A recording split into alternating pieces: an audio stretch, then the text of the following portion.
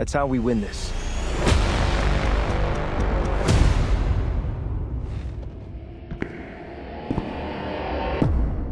Leave no one alive. Mark, take a night off. We don't get to take a night off. If I'd actually killed Angstrom the first time, so many people would still be alive. I'll do anything to stop that from happening again. It's not who you are, Mark. But trauma like that breaks people.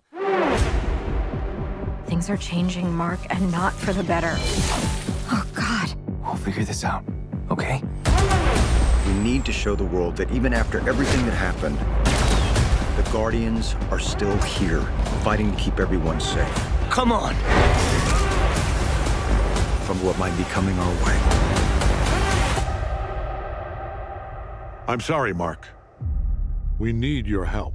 How do you feel about war? The Viltrumites will always be a threat to Earth. But each day, we add more allies to break their hold on the galaxy. Together, we have a chance to end this war forever. I can help. How much does this job pay? No tricks this time. How do I know you're telling the truth? You'll have to trust me. There will be loss. There will be sacrifice. I'm sorry. We must all face judgment for the evils of our past if we want any hope to change our future. This is serious, Shapesmith. This is fruit punch. Would you like some?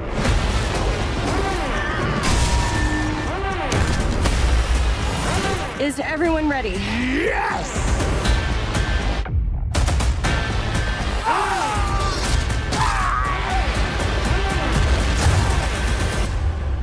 We stick together. Welcome back, everyone. It's Charlie. They just dropped a brand new Invincible Season 4 trailer with a bunch of new characters, so we'll break it all down. We finally have some actual voiceover dialogue from Thragg in character, and as you can tell, it is Lee Pace playing the character. So I feel like people will either be really on board for this, or they will really dislike it, so you can let me know how you feel about him playing Thragg in the comments. Stand ready for his arrival, worms. Speaking of which, Conquest will also be back this season. Everybody pulling out every Freddie Mercury meme that they've ever seen. They revealed him way back at Comic-Con, and he actually did some Thragg voiceover, but he wasn't actually animated, so it was just him on stage speaking. So it wasn't quite giving the full Freddie Mercury treatment that you get with him on screen. But he is here, and he is going to wreck everyone. Absolutely cannot wait to see him commit all kinds of atrocities. We also got a first look at Universa from the comics, who they're bringing on, who's going to be played by Denai Guerrera, who played Michonne on The Walking Dead during The Walking Dead, because it's Robert Kirkman's series. He created the comic book series and worked on the TV show, and he also created the Invincible series. If you were subscribed to my channel back in the day when The Walking Dead was running, I actually did episode videos for it week to week through each of the seasons, but during that, there were actual Invincible Easter eggs where the kids were reading comics, just because it was Robert Kirkman just crossing things over in his universe. There was even a moment last season where it seemed like Invincible got thrown into another universe that was The Walking Dead universe by Angstrom Levy. We also get a lot more Dinosaurus, just because he was a big part of the arc right after the Conquest arc. We will break it all down. If you're brand new to the channel, I'm doing videos for all the episodes just like I did for all the other previous seasons. And big reminder that they're also dropping the season on March 18th. That's when it starts. Can you do the card? Just starting at the beginning of the trailer and working our way through shot by shot, talking about Easter eggs and WTF moments from the Invincible comics. But we start here just a little while after Invincible versus Conquest and Adam Eve, after they've defeated him. Earth is still in cleanup phase after the Invincible War and back-to-back Conquest fights basically decimated, killed a ton of people, destroyed a ton of property. This is also why he's still in Robot's arm and leg cast that he made for him, because he's still healing. Remember, this is one of the Viltrumites' greatest powers that you don't think about that often, is that they can heal damage so well. They have healing factors. As long as you give them enough time, they can heal pretty much any damage. But the whole idea here is that Mark is meant to be at his low point, feeling responsible for what happened with Conquest in the Invincible War, and he's at his breaking point in terms of the no-kill rule. That's the whole idea here, is that he's basically hit his breaking point and is about to go over the edge and become more like his father, or like he used to be, because even though he's turned a corner, like Omni-Man used to be back in Season 1 and before. So it is very ironic now that it's Cecil now who's trying to talk some sense into him, because last season it was Cecil who gave him the whole speech about being either the good guys or the guys who get to keep Earth safe and not being able to do both. So try and justify all the shady stuff that Cecil had done through the GDA. Mark was the idealistic one who didn't want to sink to what he thought was Cecil's level and didn't want to turn out like his father. Then all of a sudden the Invincible War and Conquest happened back to back. A ton of people around the world are dead, and he feels responsible for it because of the no-kill rule. So maybe he should kill some people now, this is going around in his brain.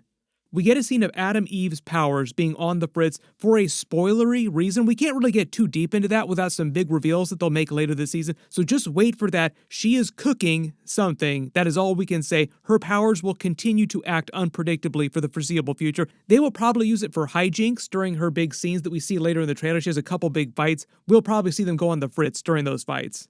This is meant to be the new 4th Guardians of the Globe team. The newest member obviously is Brit, who we saw last season. He's an old friend of Cecil's. They worked together for a long time. So when the Guardians of the Globe needed to fill their roster, he called him back to duty to help out again because he's actually a pretty solid hero, pretty dependable. If you couldn't tell from last season, he's based on Marvel's Luke Cage character. He's invulnerable to any kind of damage. He's got super strength. His aging is slowed. His other attributes, physical attributes, are enhanced. And then you see the Flaxens attack again, and that's why they've rolled in. Fighting to keep everyone safe. Come on.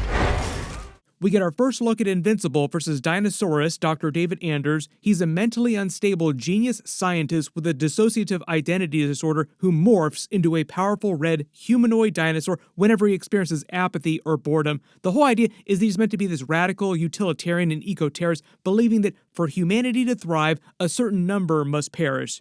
We get our first Universa scene. She's being played by Denai Guerrera, like I said. Universa is an alien queen from outside the normal universe. There's not a lot of info on the actual planet she came from or her origin story. She's a relatively small character in the Invincible comics. She wields the staff of leadership that allows her to siphon power, like you see here. The whole reason why she's here on Earth, why she becomes an antagonist in the story, is basically the same as Dar-Ben during the Marvel's movie. It's almost the exact same type of story. She comes to Earth to try and siphon off enough power, in this case from a nuclear power plant, to try and save her own planet, take the energy back to her planet. But doing so would eventually mean destroying Earth, which is how she runs afoul of Invincible and the other heroes. We get our big Omni-Man and Mark reunion, Cats in the Cradle, when he comes back to Earth with Alan the Alien to get Mark and Oliver to join the coalition of planets so they can stop Thragg and the Viltrumites. Because remember, there are currently, if you're not talking about Omni-Man, at least 2 Viltrumites on planet Earth. You also notice that Omni-Man is wearing his new coalition suit from the comics. He got this from Thetis. Thetis also explains Omni-Man's true origins to him and explains his own origin, Thetis' origin story, and how that's tied up in the original Viltrumite Civil War, why he rebelled against the King Argal in the first place. This will wind up being part of the larger destiny for Omni-Man and Mark that'll become a much bigger story heading into future seasons as well, too. We can't talk too much about that. They will probably make a couple more big reveals when Thetis explains more about the history of Viltrum. We get our first look at Viltrum in present day. This is the Royal Palace. We saw it in flashbacks in previous seasons, but this is the first time we've seen it in present day. We see their current standing army. Remember, last season Omni-Man revealed their great secret that there were very few of them relatively because of the Scourge virus, which was created by Thetis himself. We see their army start to destroy coalition planets, and that's the whole idea here, is that this season they're waging war the old-fashioned way, galactic war, like all-out war all over the universe now. There are a couple more tech jacket scenes. We actually get a couple action scenes from him across the trailer. Battle Beast at the Coalition of Planets, and Thetis then continues Omni-Man's explainer speech to Mark, explaining how their forces are growing. More and more of the most powerful people in the universe are joining them. This is all part of the mission that Omni-Man gave to Mark last season. Check my books, read my books, Mark. They contained all of Omni-Man's notes of things and people that he met across the universe that were powerful enough to hurt or kill Viltrumites. So the whole idea now is they're going around and trying to grab all of them to use them against the Viltrumites as part of this war. There are a couple scenes where we see that happening in the actual trailer. How do I know you're telling the truth?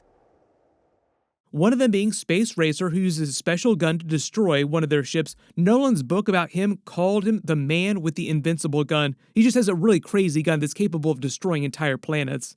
If it wasn't clear, technically he's meant to be based on Marvel's Silver Surfer. Then it looks like there's a time jump here because we see Mark in his classic yellow Invincible suit again, like he's gone back to the classic suit, and they're all on the Coalition of Planets meeting with Thetis. Tech Jacket destroys another Viltrumite ship with his powers. He's kind of like the Invincible version of Blue Beetle.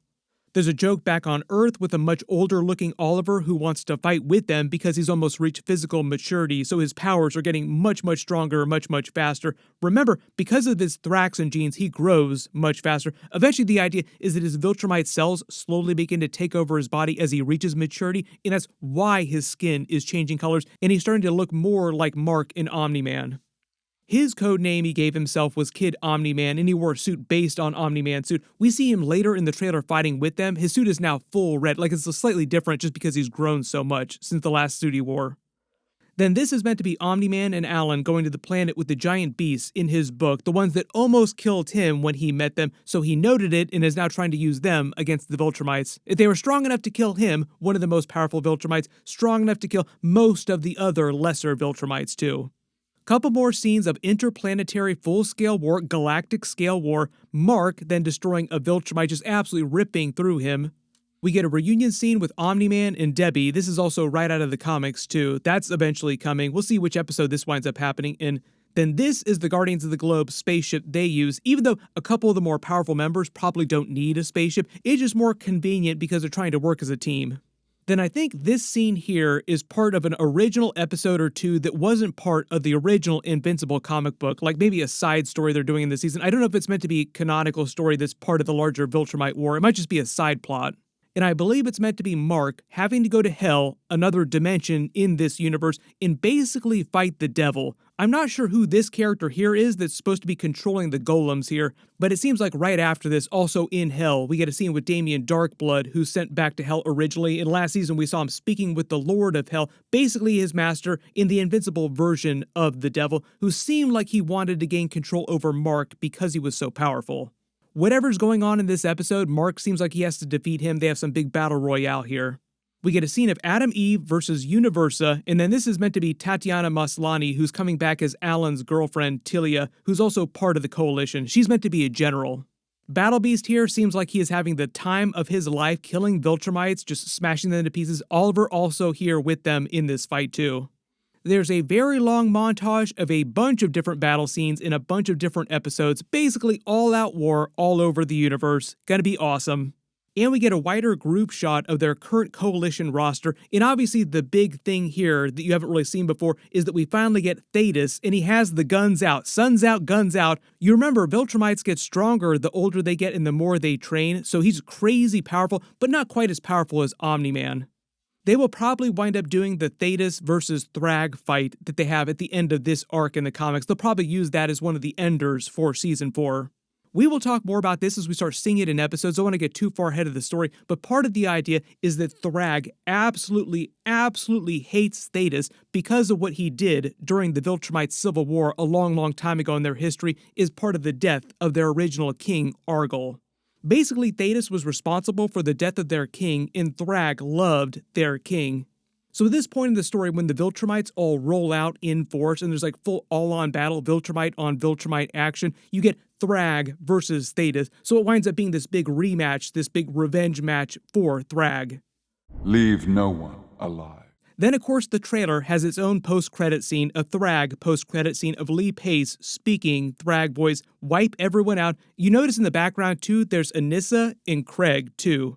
The whole reason why the skull with the hole on it is here and they're focusing on it is because it's meant to be the skull of Argyle, and Thragg has kept it here after his death. He talks to it sometimes because he's so obsessed with Argyle. Also meant to show you how eccentric Thragg is, but he's also meant to be the most powerful Viltrumite who exists in the universe right now. Way more powerful than Mark and Omni-Man, at least right now. There's a whole lot going on during the trailer, so if you spot any Easter eggs or references to the Invincible comics that I didn't talk about during the video, just write them below in the comments. There's also a lot of stuff that they left out of the trailer too. There's going to be a lot of big surprises this season. It has a pretty good chance of being the best season so far, just based on the comic book arc that they're adapting. We will probably get a couple more trailers and a couple more clips from the season as we get closer to the actual premiere date. I already did a much bigger video on the last big trailer that they released. Click here for that, and click here for my new Masters of the Universe He-Man reboot trailer. That's right, live-action He-Man movie. Thank you so much for watching, and I'll see you guys in the next one.